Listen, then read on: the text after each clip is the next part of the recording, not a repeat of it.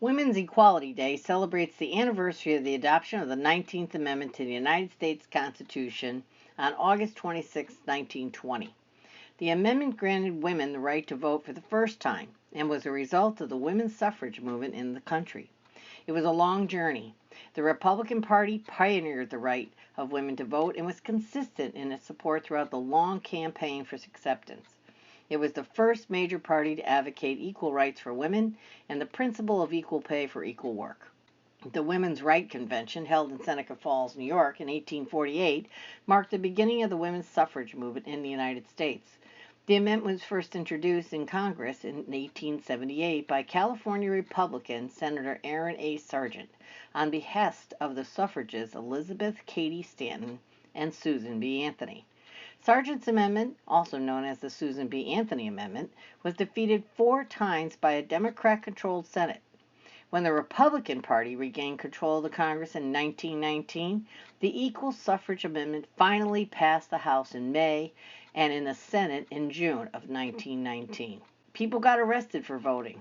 The journey to gain the right to vote for women was a long one. Voting rights had been extended to male citizens of the United States by the 14th Amendment in 1868.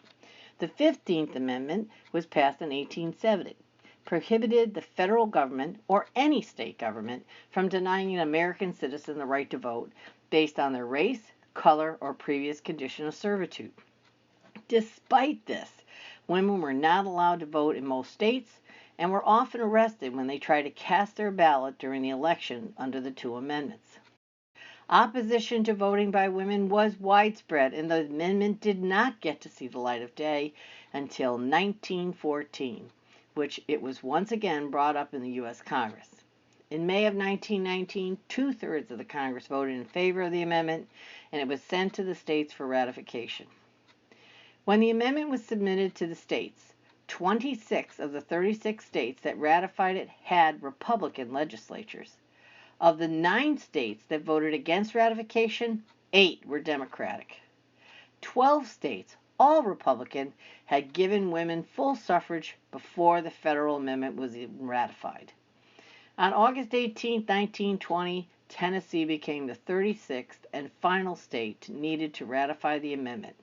The U.S. Secretary of State certified the amendment on August 26, 1920. We're celebrating equality. Women's Equality Day was first celebrated in 1971 after the Congress passed a resolution to mark the occasion annually.